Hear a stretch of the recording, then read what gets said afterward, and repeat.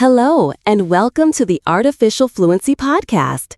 I'm your host, Emma, and today we have a special hour-long episode all about mindfulness and how it can revolutionize your language learning journey. Whether you're a beginner or approaching fluency, the principles of mindfulness can help you overcome common obstacles, reduce anxiety, and develop a deeper connection with English. So get comfortable, take a deep breath, and let's begin this exploration together. Before we dive into the fascinating connection between mindfulness and language learning, let's first understand what mindfulness actually is. Many people have heard the term, but there's often confusion about what it really means.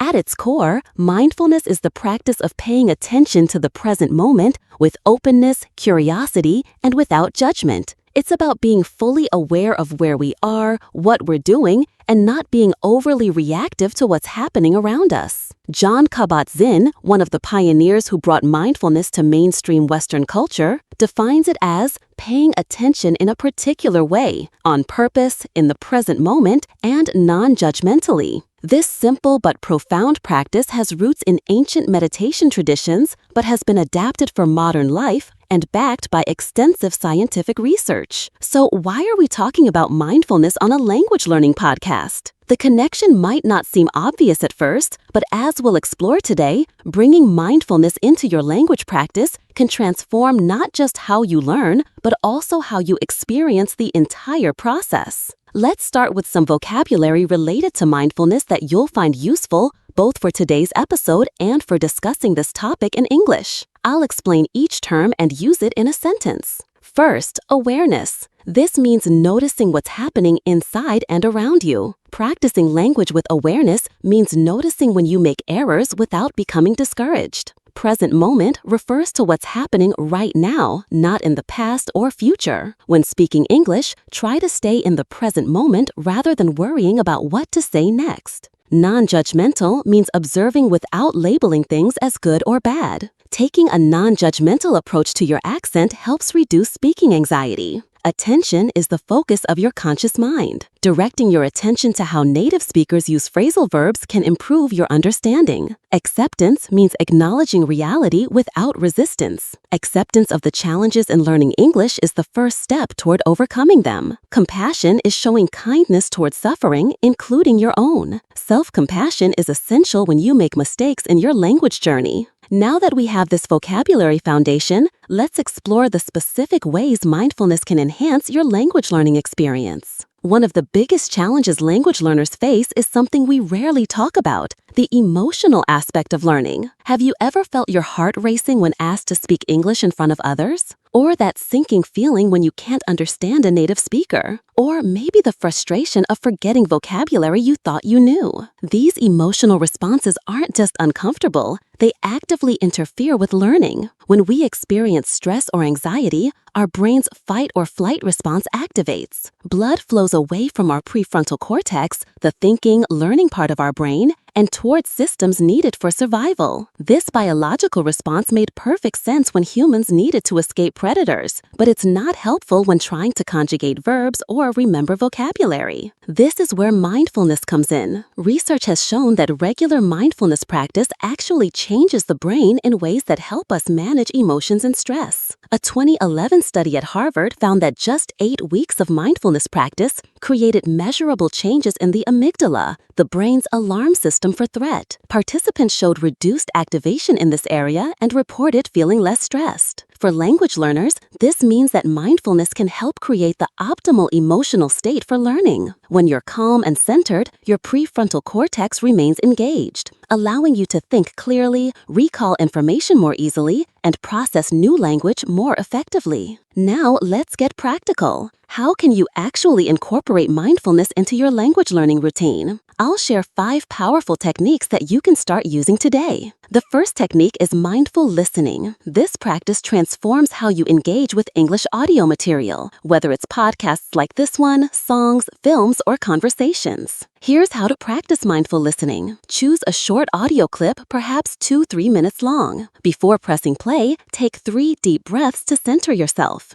As you listen, give the audio your complete attention. Notice when your mind wanders and gently bring it back to the sounds. Don't worry about understanding everything. Just observe the sounds, rhythms, and patterns of the language. What makes this different from regular listening practice is the quality of attention. Rather than straining to understand every word or becoming frustrated when you don't, you're training your brain to stay present with the language, noticing details you might otherwise miss. Many students report that after practicing mindful listening regularly, they begin to naturally pick up on subtleties of pronunciation and intonation that Many students report that after practicing mindful listening regularly, they begin to naturally pick up on subtleties of pronunciation and intonation that they previously couldn't hear. Your brain becomes better at distinguishing sounds that don't exist in your native language. I recommend starting with just 5 minutes of mindful listening daily, gradually increasing as you become more comfortable with the practice. Let's try a brief mindful listening exercise right now. I'm going to play a short paragraph, and I invite you to listen with full attention. Don't worry about understanding every word. Just notice the sounds, rhythm, and your own experience of listening. The art of mindfulness transforms ordinary experiences into extraordinary ones. When we pay attention to the small details, the feeling of a breeze on our skin, the complex flavors in a simple meal, the subtle changes in another person's expression, we discover a richness in life that was always there, waiting to be noticed. The same principle applies to language. When we bring mindful attention to our practice, the language reveals its patterns, its music, and its beauty. How was that experience? Did you notice your mind wandering at any point? Did you observe any physical sensations as you listened? This level of awareness is exactly what we're cultivating through mindful listening. The second technique is mindful speaking. Many language learners experience anxiety when speaking, which can lead to the frustrating experience of knowing what to say, but feeling blocked or tongue-tied. Mindful speaking begins with awareness of your physical body before you start talking. Notice your posture, any tension in your shoulders or jaw, and your breathing pattern. Take a moment to feel your feet on the ground, which creates a sense of stability and presence. As you speak, pay attention to the physical sensations of forming the words. Feel the movement of your tongue, lips, and jaw. Notice the vibration in your throat and chest. This sensory awareness keeps you anchored in the present moment, rather than caught in worries about how you sound. Another aspect of mindful speaking is observing any self-critical thoughts without getting caught up in them.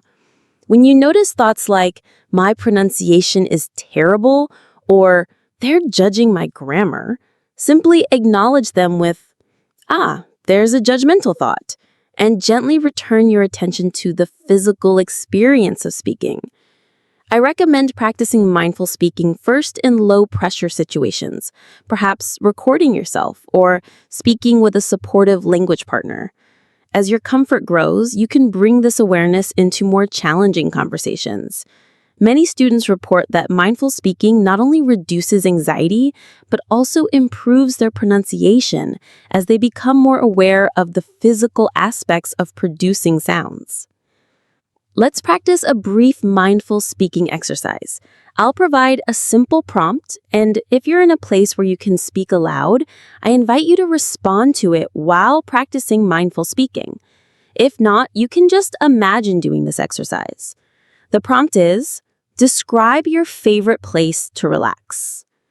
Before speaking, take 3 deep breaths, feel your feet on the ground, and notice any tension in your body, allowing it to release.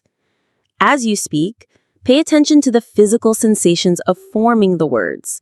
Notice any judgmental thoughts that arise, acknowledging them without getting caught up in them. Focus on the experience of speaking rather than how good your English sounds. Even just 30 seconds of speaking with this kind of awareness can begin to shift your relationship with spoken English. Our third technique is mindful reading. Many language learners approach reading with the goal of finishing the text or understanding every word, which can create pressure and frustration. Mindful reading transforms this experience. Begin by choosing a text that's at an appropriate level for you, challenging enough to be interesting, but not so difficult that you need to look up every other word. Before you start reading, take a moment to center yourself with a few deep breaths. As you read, notice the tendency to rush or to get caught in trying to translate everything to your native language. When you find your mind racing ahead or struggling to grasp meaning, gently bring your attention back to the words on the page. Read at a pace that allows you to actually see each word. One particularly effective mindful reading technique is to read aloud slowly, feeling the shape of each word in your mouth. This engages multiple senses and creates a deeper connection with the language. Another approach is to read the same short passage several times, noticing new details with each reading. You might focus on different aspects. First, the general meaning, then specific vocabulary, then grammatical structures, and finally, the rhythm and flow of the language. Many students find that mindful reading leads to better comprehension and retention, as well as a more enjoyable experience with the language. Let's practice a brief mindful reading exercise. I'll share a short paragraph, and I invite you to read it slowly and mindfully, perhaps even aloud if you're in a place where you can do so. Learning a language is not just about mastering vocabulary and grammar. It's about entering a new world of expression, connecting with different ways of thinking, and expanding your own identity. Each new word you learn is not just information to memorize, but a tool that allows you to share more of yourself and understand more of others. The journey of language learning is as much about discovering yourself as it is about communicating with others. As you read, did you notice any tendency to rush? Were you able to stay present with each word? Did any particular phrases stand out to you? This awareness is what makes mindful reading such a powerful practice. The fourth technique we'll explore is mindful vocabulary practice.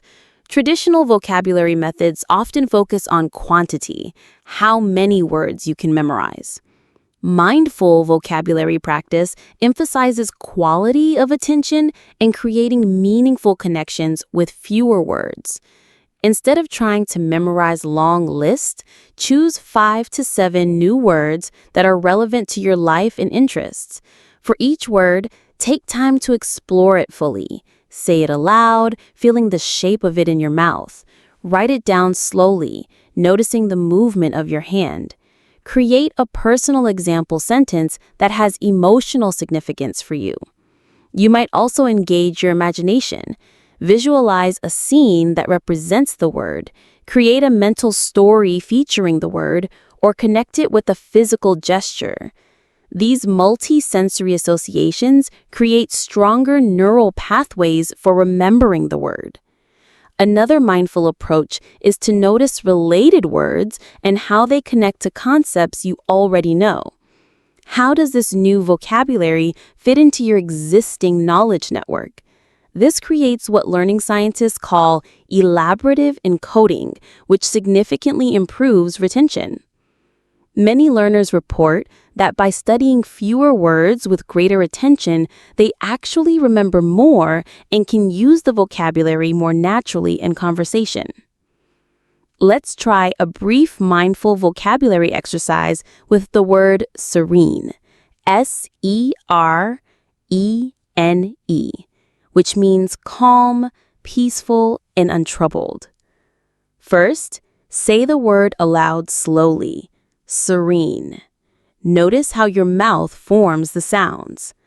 Now, close your eyes if it's comfortable and create a mental image that represents serenity for you. It might be a quiet lake at sunrise, a peaceful garden, or any setting that embodies calmness for you. Next, connect the word to a personal experience. When have you felt serene? What were the physical sensations, emotions, and circumstances of that experience? Finally, create a meaningful sentence with the word. After practicing mindfulness for 10 minutes, I felt completely serene and ready to practice my English. This deep, multi-sensory engagement with a single word creates much stronger memory traces than quickly reviewing dozens of words. The fifth technique is mindful grammar practice. Grammar can be one of the most frustrating aspects of language learning, often leading to overthinking and anxiety when speaking. Traditional grammar study focuses on memorizing rules and doing mechanical exercises. Mindful grammar practice takes a different approach, emphasizing awareness and pattern recognition over memorization. Begin by choosing one grammatical structure to focus on, like the present perfect tense. Rather than starting with rules, expose yourself to many examples of this structure in authentic context, perhaps by reading a short story or listening to a dialogue where it appears frequently. As you encounter the structure, notice how it's used and what meaning it conveys. When does the speaker choose this form instead of another? What feeling or perspective does it express? This curious observation is very different from trying to apply memorized rules. Once you've developed this intuitive feeling for the structure, then look at the formal rule. You'll likely find that it makes much more sense because you've already begun to develop a feel for the pattern. When practicing, bring full attention to forming the structure correctly, noticing any resistance or confusion that arises. Rather than judging these difficulties, simply observe them with curiosity, like, oh, I notice I'm struggling with the word order here, or I see I automatically used simple past instead of present perfect. This mindful approach can transform grammar from a source of anxiety to an interesting exploration of how the language works. Let's practice mindful grammar with the short exercise focusing on the present perfect tense. I'll provide several examples of the structure in context. As you read or listen to them, pay attention to the feeling or meaning that this tense conveys, rather than trying to recall formal rules. I've lived in Paris for 3 years. She's never tried sushi before. They've just arrived at the airport. We've been studying English since January. He's already finished the assignment. What patterns do you notice? What kind of situations call for this tense? You might observe that it connects past events to the present moment in some way. This intuitive understanding, developed through mindful observation, provides a much stronger foundation than memorizing rules alone.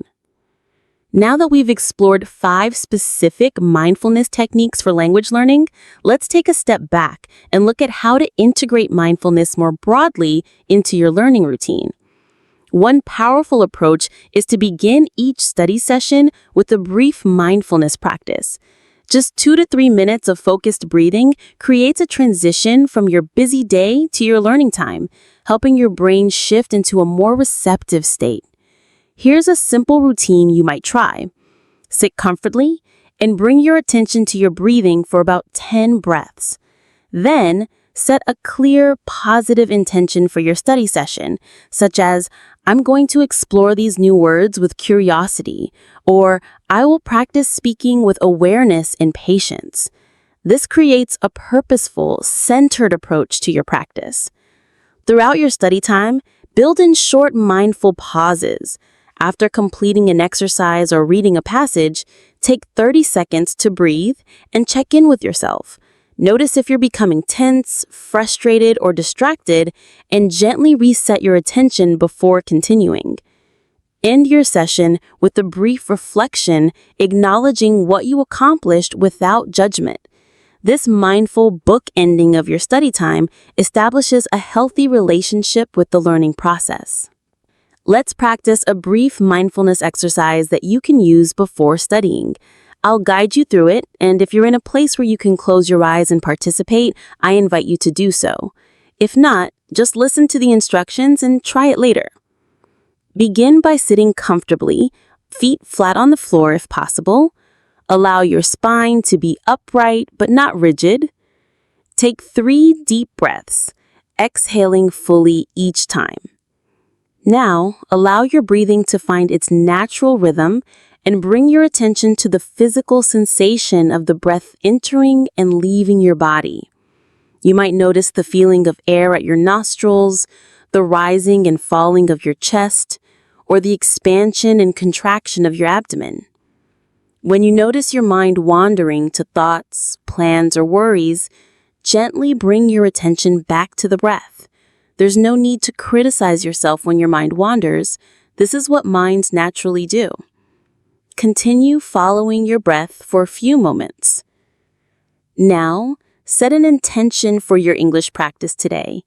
It might be to approach challenges with patience, to notice new aspects of the language, or simply to be present with the learning process.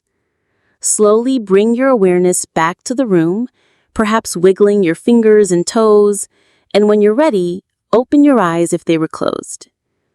This simple practice, taking just 2 to 3 minutes, can significantly change the quality of your study time. Now that we've explored 5 specific mindfulness techniques for language learning, let's take a step back and look at how to integrate mindfulness more broadly into your learning routine. One powerful approach is to begin each study session with a brief mindfulness practice. Just 2 to 3 minutes of focused breathing creates a transition from your busy day to your learning time, helping your brain shift into a more receptive state. Here's a simple routine you might try.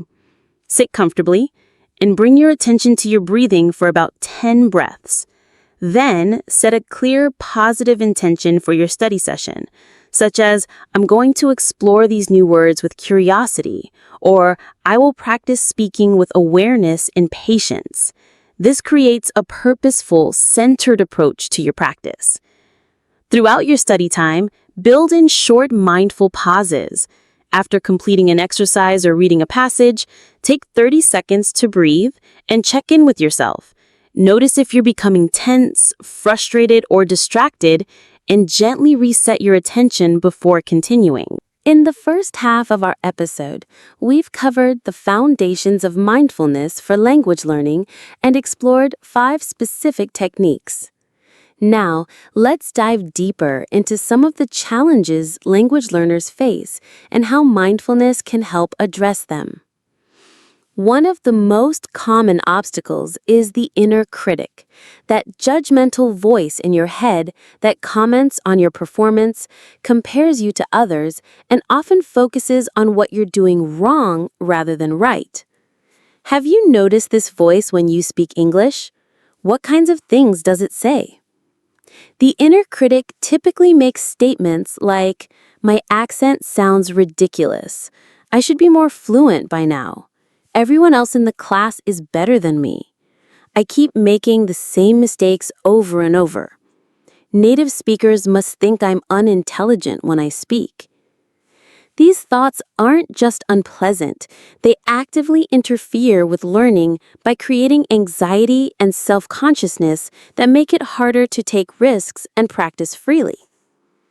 Mindfulness offers a powerful approach to working with the inner critic. The first step is simply becoming aware of these thoughts as they arise. With practice, you can learn to recognize critical thoughts as just thoughts, not facts or reality.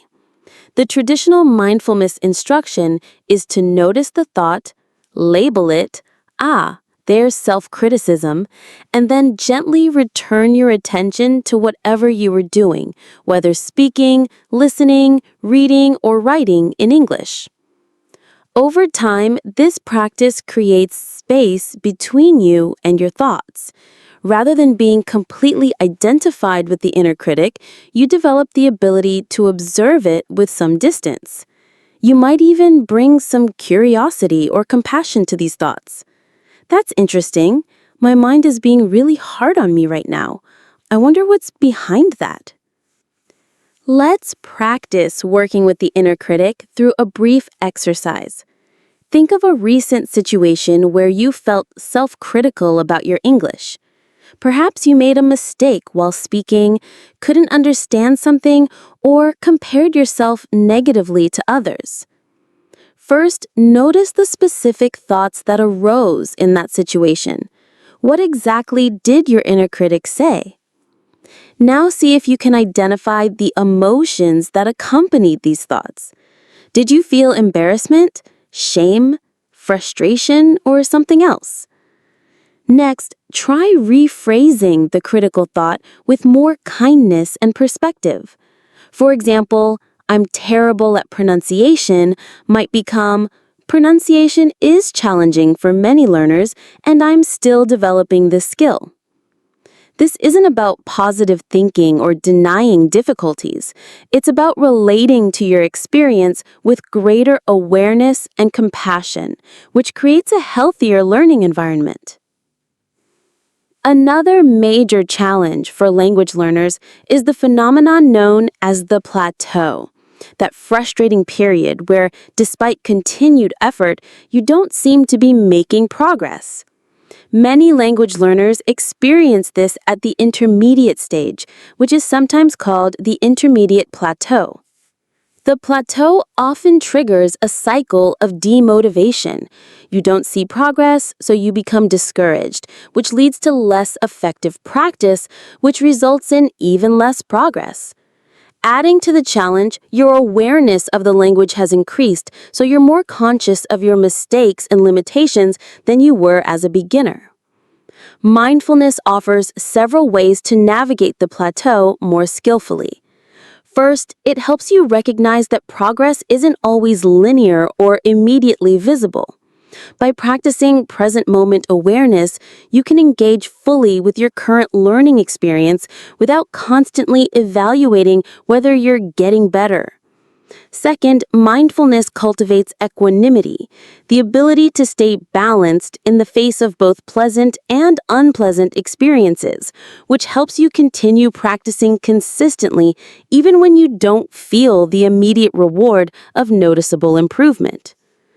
Third, the practice of non-judgment allows you to observe your current abilities without labeling them as good enough or not good enough. This creates a more objective view of where you actually are in your learning journey. Many students find that the plateau isn't actually a complete lack of progress, but rather a shift in how progress happens, becoming less obvious, but often deeper and more integrated. Mindfulness helps you appreciate these subtle changes that might otherwise go unnoticed. Here's a practice for working with the plateau experience. Take a sheet of paper and draw a line down the middle. On the left side, list the aspects of English that feel challenging or stagnant right now. On the right side, note any small signs of progress or growth you've experienced in the past month, no matter how subtle. These might include understanding a few more words in a film without subtitles, feeling slightly more comfortable with a particular grammar structure, noticing patterns in the language that you didn't before, having slightly longer conversations before feeling tired, learning a few new expressions that you've successfully used. The key is to train your awareness to notice these small shifts, which are often obscured when we focus only on dramatic improvements. This balanced perspective keeps motivation alive during plateau periods. A third challenge many language learners face is something we might call compartmentalization, the tendency to separate language learning from the rest of life, treating it as just another subject to study rather than a living skill to integrate into your identity. This compartmentalization often leads to a disconnect between classroom learning and real-world use. You might perform well on exercises or tests, but freeze up in authentic conversations. Or you might find yourself translating in your head rather than thinking directly in English. Mindfulness practices can help bridge this gap by training you to bring awareness of the language into everyday life. Here are a few approaches that students have found particularly effective. First, practice language mindfulness during routine activities. Choose an everyday task like cooking, walking, or commuting, and narrate what you're doing or seeing in English, either out loud or mentally. This helps integrate your language into your normal experience rather than keeping it confined to study time. Second, create mindful triggers throughout your day, specific cues that remind you to switch into English.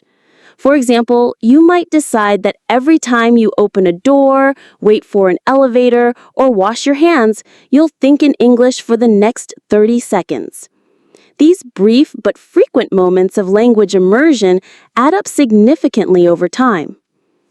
Third, practice mindful language shifting, the transition between your native language and English. Notice what happens in your mind and body when you switch languages. Is there tension, excitement, a change in your sense of identity? This awareness itself helps make the transition more fluid over time. Let's practice integrating language into everyday life with a simple exercise. Choose an object you can see right now in your environment. It could be anything: a cup, a book, your phone, a plant. Now, for the next 30 seconds, observe this object carefully and describe it mentally in English. Notice its physical characteristics, its purpose, its history, your relationship with it, anything that comes to mind. This kind of practice, repeated throughout your day with different objects and experiences, gradually trains your brain to process everyday life directly in English rather than always filtering through your native language. So far, we've explored how mindfulness can enhance various aspects of language learning and help overcome common challenges. Now let's look at how to develop a consistent mindfulness practice that supports your language goals. Many people are enthusiastic about mindfulness initially, but struggle to maintain a regular practice. The key is to start small and integrate mindfulness into your existing routines rather than trying to add another major commitment to your busy life. Begin with just 3 to 5 minutes of mindfulness daily, perhaps first thing in the morning or right before your language practice. There are many excellent apps that offer guided mindfulness exercises, or you can simply set a timer and focus on your breathing. Once you've established this basic practice, look for opportunities to bring mindful awareness into your language activities. Remember the techniques we discussed earlier: mindful listening, speaking, reading, vocabulary practice, and grammar study. You don't need to use all of these approaches at once. Maybe choose one to focus on each week. Another effective strategy is to join or create a mindful language learning group. Meeting regularly with others who share your interest in this approach provides accountability, encouragement, and the opportunity to practice mindful speaking in a supportive environment. Remember that mindfulness itself is a skill that develops gradually with practice. You might not notice dramatic benefits immediately, but with consistent attention, you'll likely observe subtle shifts in your relationship with language learning. Less anxiety, more enjoyment, deeper engagement, and eventually, more natural fluency. As we begin to wrap up our exploration of mindfulness for language learning, I'd like to share a simple daily practice plan that integrates the approaches we've discussed. Morning. Begin with 3 to 5 minutes of mindful breathing to center yourself for the day. Throughout the day, use mindful triggers to briefly think or speak in English during routine activities. Language study time. Start with 2 minutes of mindful breathing and setting an intention. Choose one aspect of language to practice mindfully, perhaps vocabulary one day, listening another. And with a brief reflection on what you noticed during practice. Evening. Take 5 minutes to journal in English about your day, bringing mindful awareness to the writing process. Weekly, join a language exchange or conversation group where you can practice mindful speaking with others. This integrated approach weaves mindfulness and language learning throughout your day, rather than treating them as separate activities. Before we conclude, I'd like to address some common questions and misconceptions about mindfulness for language learning. Do I need to meditate for hours to see benefits? Absolutely not. Research shows that even short, regular practices can create significant changes in the brain. Start with just a few minutes daily and build gradually if you wish. Is mindfulness religious or spiritual? While mindfulness has roots in contemplative traditions, the practices we've discussed are secular and supported by scientific research. People of any faith or no faith can benefit from mindfulness techniques. I'm too busy to add another practice to my routine. Rather than viewing mindfulness as another task on your to-do list, think of it as a quality of attention you bring to activities you're already doing. Even bringing mindful awareness to 3 breaths several times a day can begin to shift your experience. My mind is too active to meditate. Having an active mind is completely normal and doesn't mean you're bad at mindfulness. The practice isn't about stopping thoughts, but rather noticing them without getting caught up in them. Every time you notice your mind has wandered and bring it back to the present moment, that's the practice working, not failing. Will mindfulness make me too relaxed to push myself in learning? Mindfulness isn't about passive relaxation, but rather about engaged, aware presence. Many people find they actually study more effectively and push themselves in healthier ways when practicing mindfulness, because they're more aware of both their capabilities and limitations. As we come to the end of today's episode, I'd like to leave you with a reflection on the deeper purpose of language learning. Beyond the practical benefits of being able to communicate in English, learning a new language offers a profound opportunity for personal growth and expanded consciousness. When you learn a new language, you're not just acquiring a skill, you're developing a new lens through which to see the world. Each language encodes particular ways of thinking, feeling, and relating that shape the experience of its speakers. By entering into English, you gain access to these new perspectives.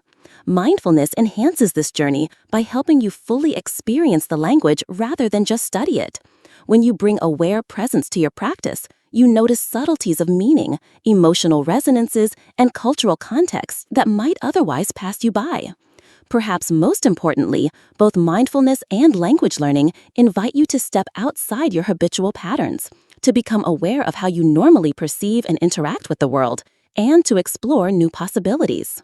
Both practices involve a willingness to be a beginner, to make mistakes, to feel uncomfortable, and to gradually develop new capacities through patient attention. In this sense, mindful language learning isn't just about becoming fluent in English, it's about becoming more fully human, more aware, more connected to yourself and others. And that, I believe, is the greatest gift that both mindfulness and languages have to offer. Thank you for joining me for this special hour-long exploration of mindfulness for language learning. I hope you've discovered approaches that resonate with you and that you'll experiment with in your own practice. Next week, we'll return to our regular 30-minute format with an episode about English idioms related to nature, expressions like the early bird catches the worm and barking up the wrong tree. Until then, I encourage you to bring mindful awareness to your language journey, moment by moment, breath by breath. If you enjoyed this episode, please share it with fellow language learners who might benefit. And remember, the path to fluency isn't just about how much you study, it's about how you show up for the learning process, with awareness, patience, curiosity, and compassion. This is Emma from Artificial Fluency, wishing you mindful moments and joyful discoveries on your language journey. Thank you for listening, and see you next time.